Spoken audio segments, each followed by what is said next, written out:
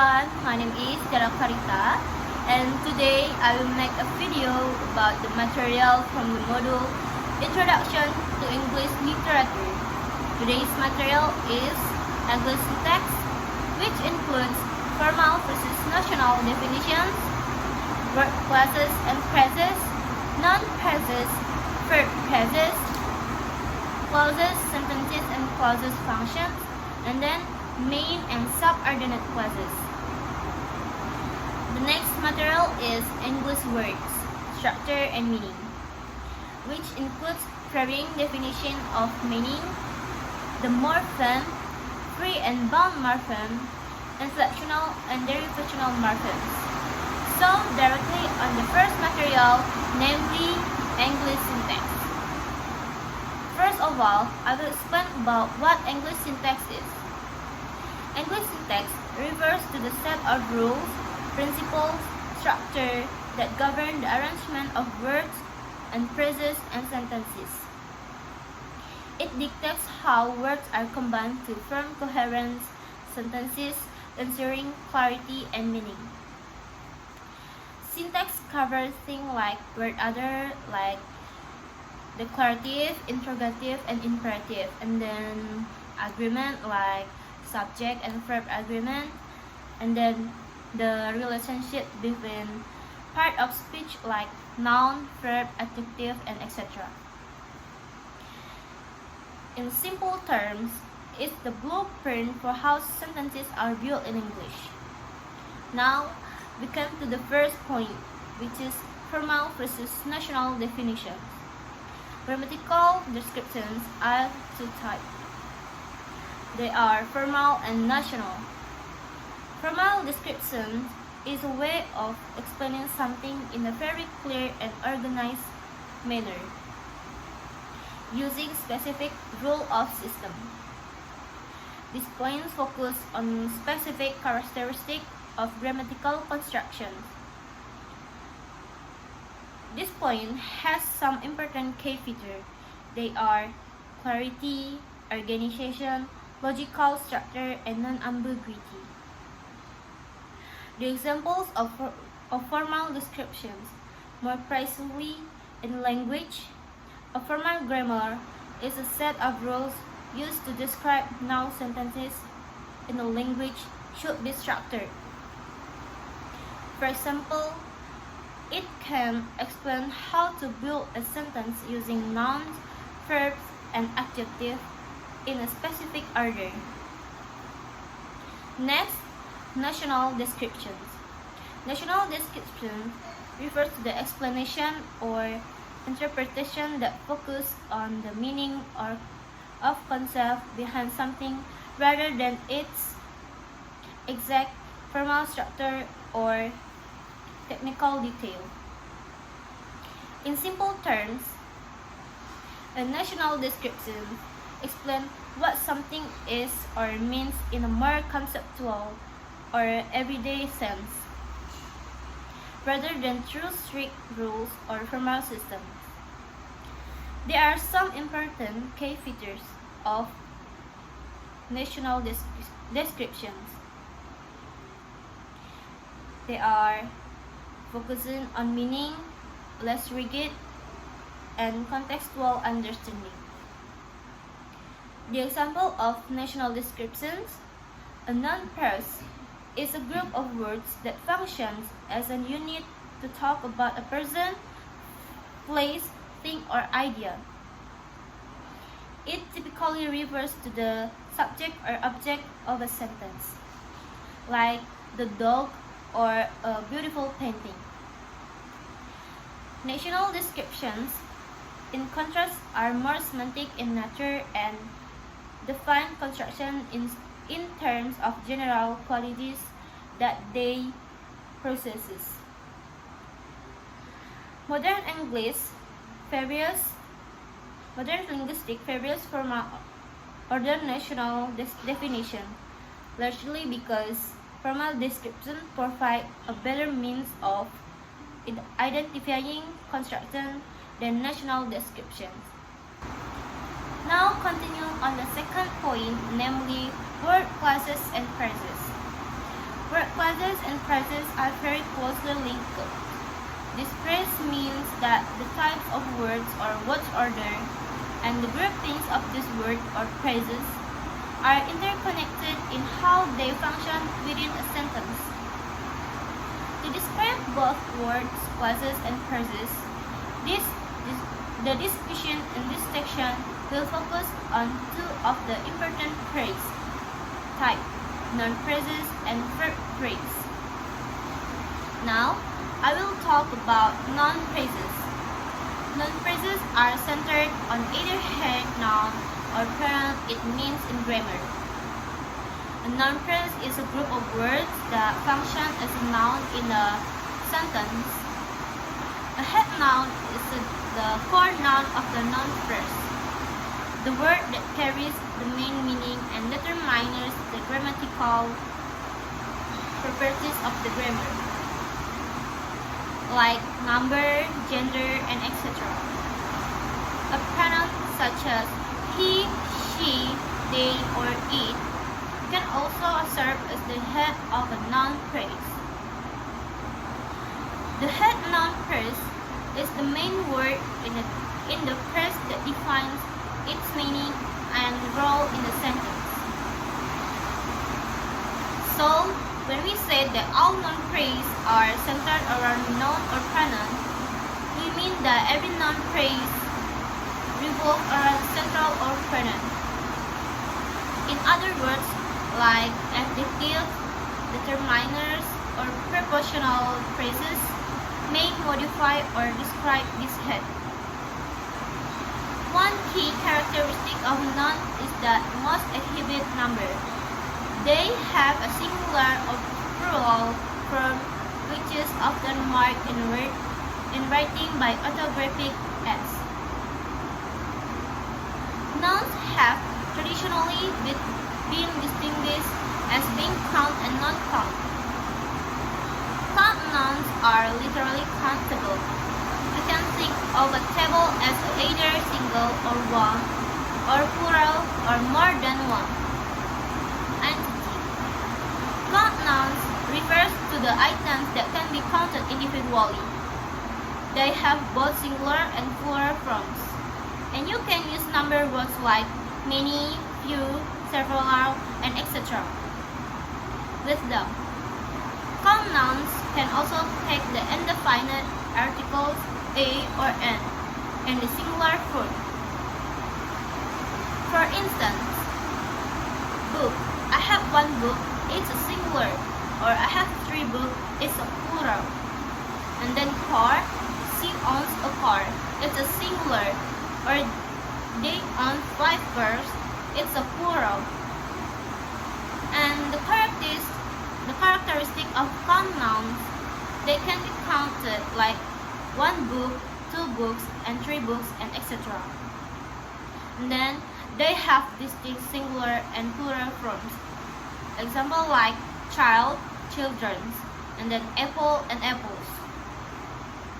And you can use them with a, and, or numbers like a book or 2 apples. And then often modified by quantifiers like many or few. And then the non-count noun or uncountable nouns. Non-count nouns, or also known as uncountable nouns, refers to substance, concept, or things that cannot be counted individually. They represent the mass of or abstract concept and do not have plural form. These nouns often refer to things that are seen as a whole or collection rather than individual units. Non-count nouns do not take the indefinite article like a or an. For example, like water. I drank water, not waters. Information.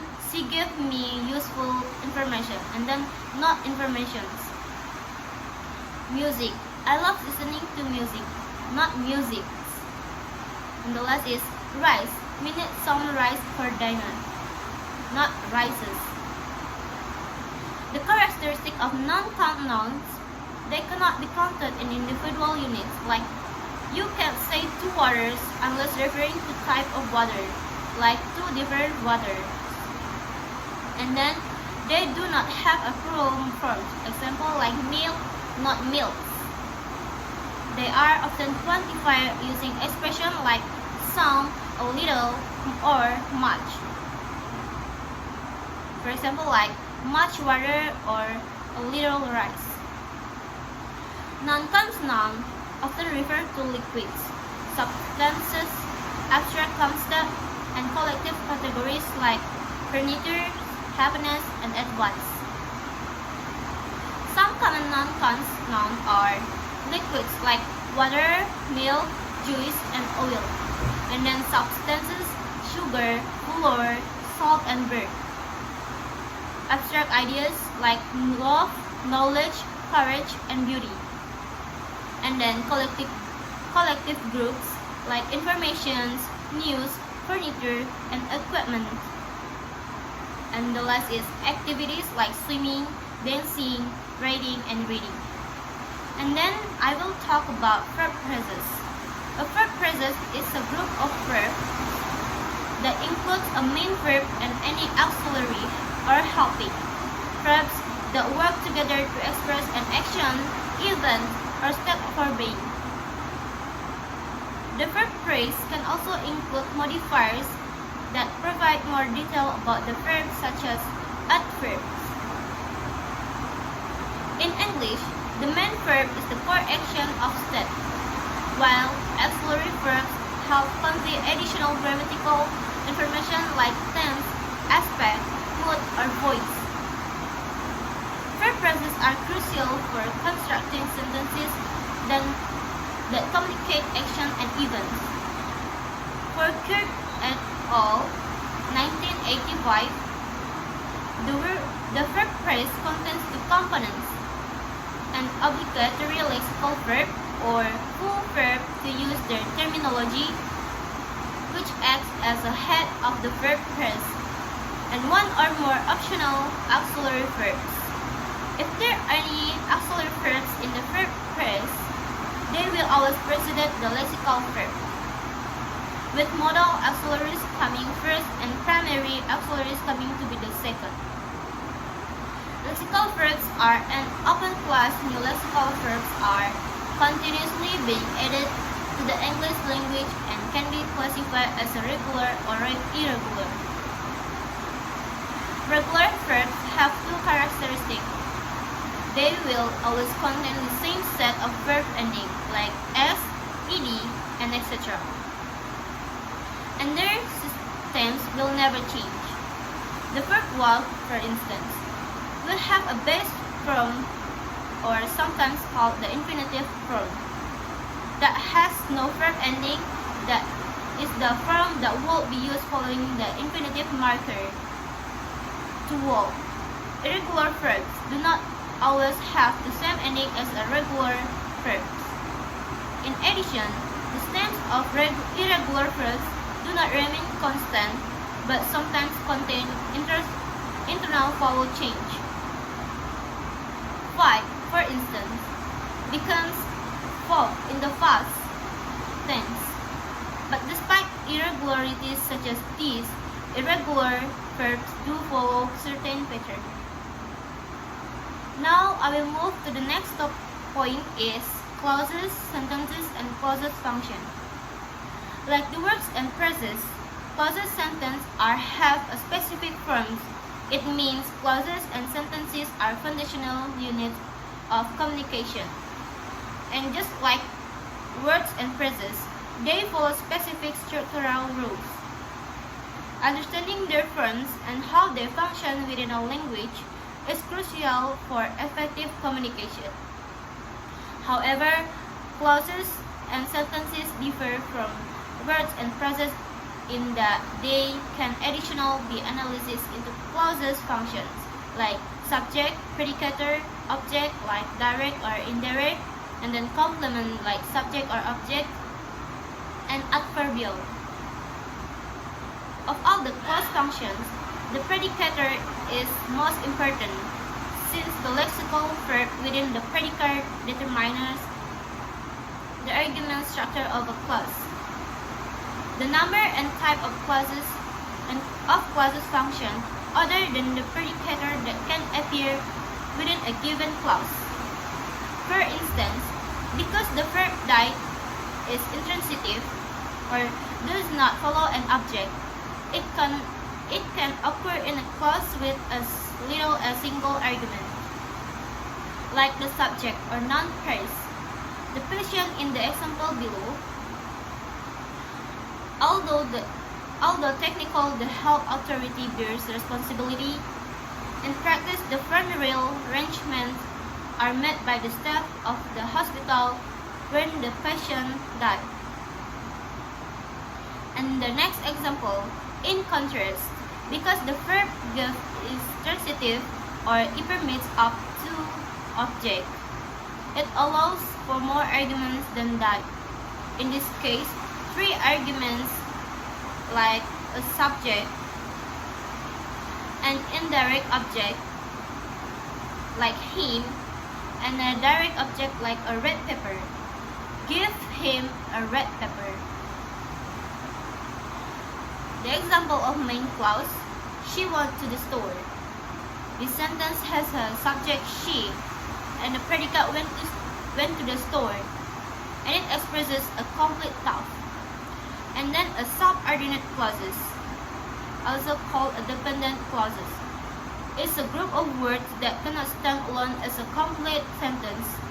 It has both a subject and predicate, but it does not express a complete thought. It depends on the main clause and from full sentence. And then the example of a subordinate clauses. Because she was tired. This is a subordinate clauses because it doesn't express a complete thought and leaves the reader wanting for information.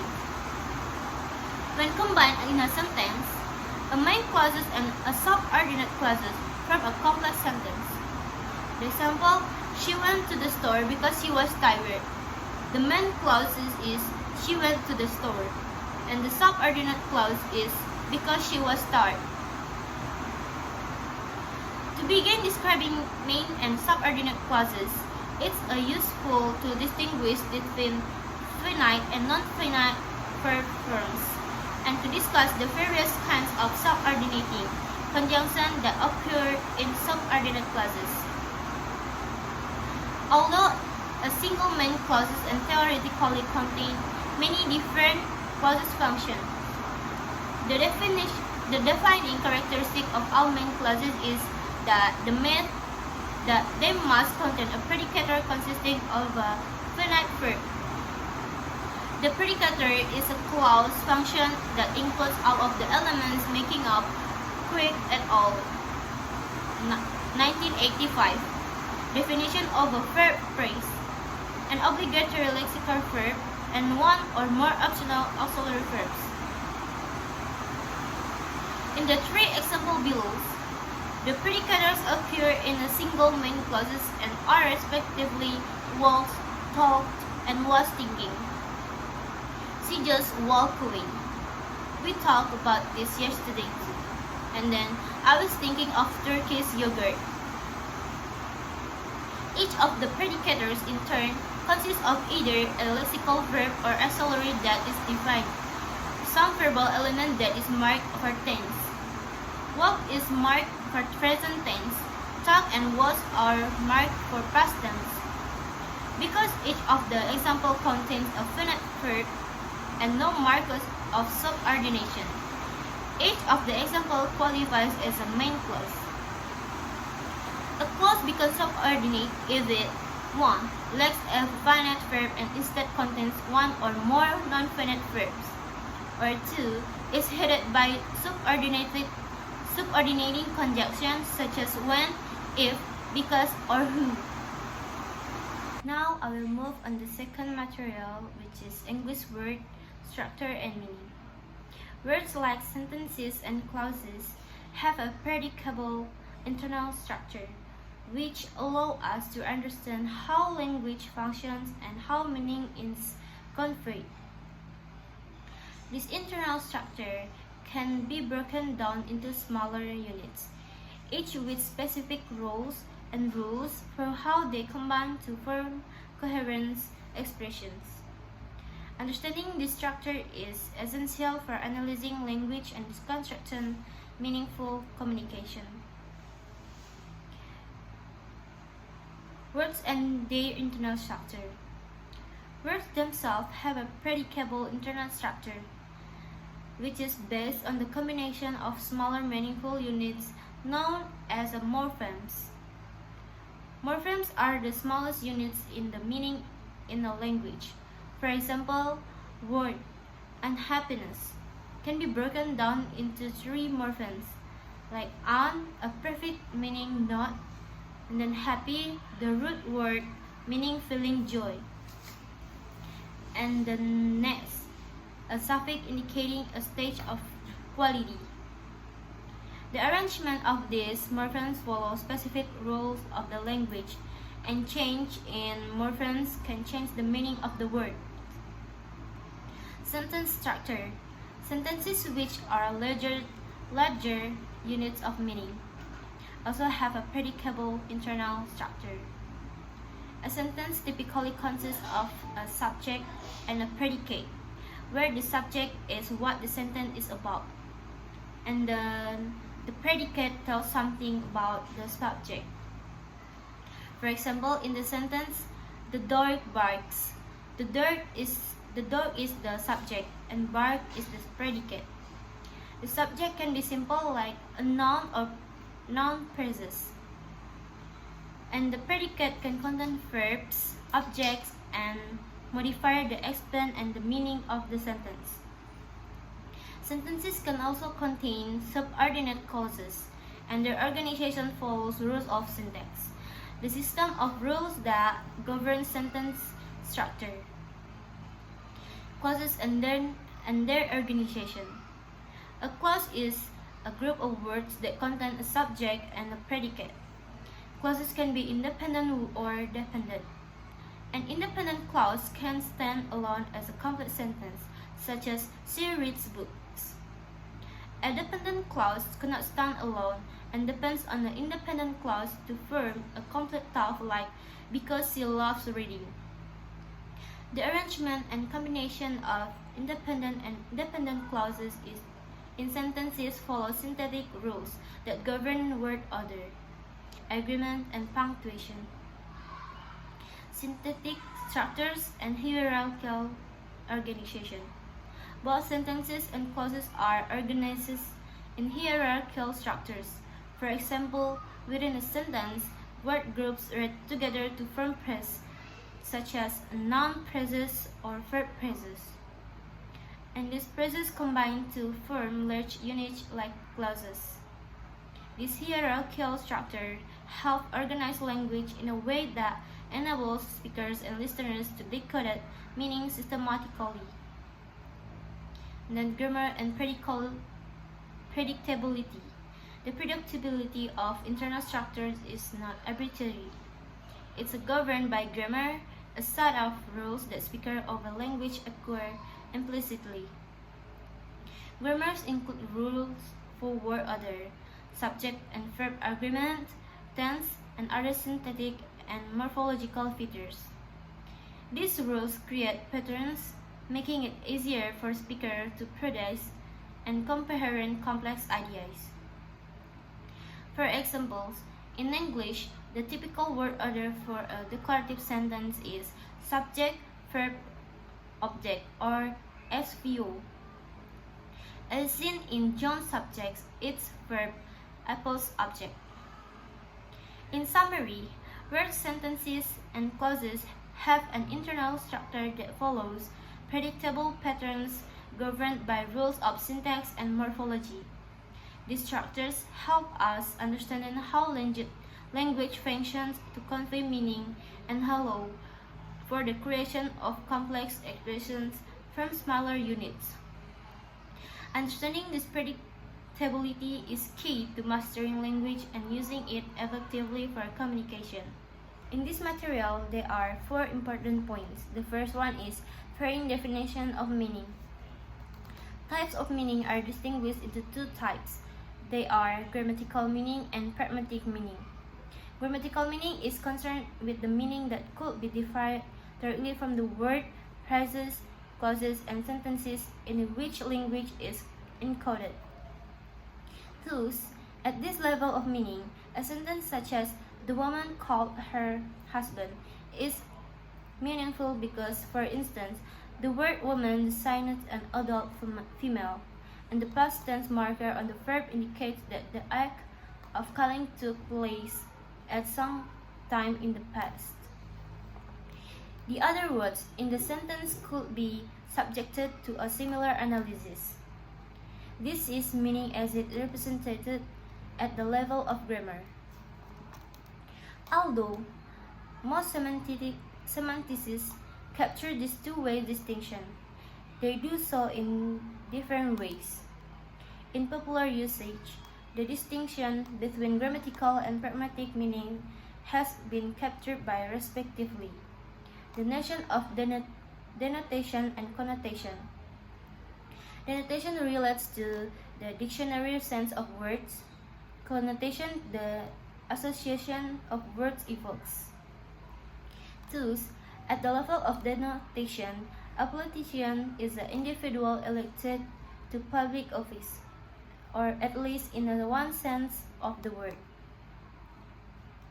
However, increasingly the word has developed negative connotations, so that for many people, a politician is somebody who, for instance, is not to be trusted and will say anything to anyone to get elected.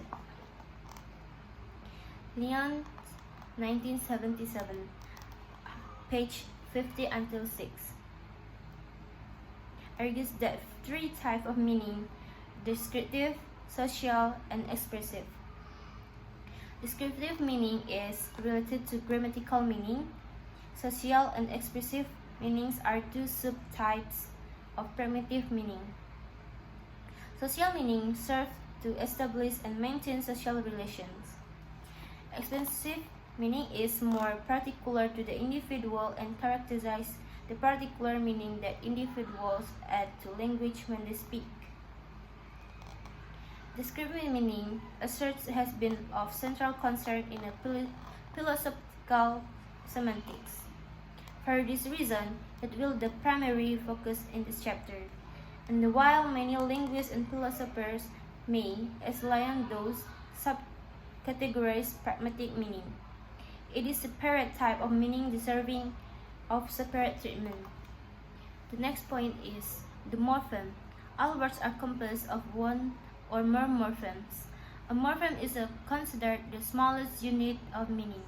For instance, the word dogs contains two units that are meaningful: dog, which specifies a particular kind of animal, and s, which indicates the notion of plurality. Although all morphemes are units of meanings, there are various kinds of morphemes. And the third point is free and bound morphemes. Morphemes can be free or bound.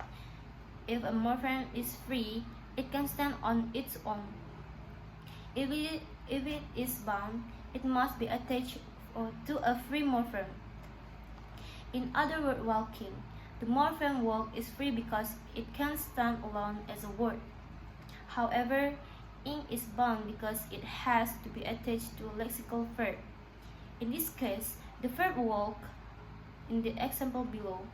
The free morphemes are in italics and the bound morphemes are in boldface, like first full, miss at, unlikely, dislike, prejudge, misinformation. Many words of Latin origin have a base that is no longer a free morpheme. Consider the words perceive, retrieve, and conceive. Each of these words has borrowed into English from Anglo-Saxons. However, the words themselves contain the root thief, which has its origins in Latin capere, meaning to take. Thus, perceive means literally preteriously plus capere to take. Does this mean that perceive and the other words above should be analyzed as containing two bound morphemes?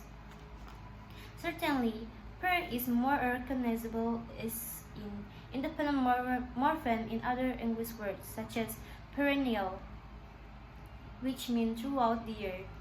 But for the average speaker of English, perceive and receive and conceive are interpreted as containing a single free morpheme, whatever meaning the individual parts of these words once had has been lost over time.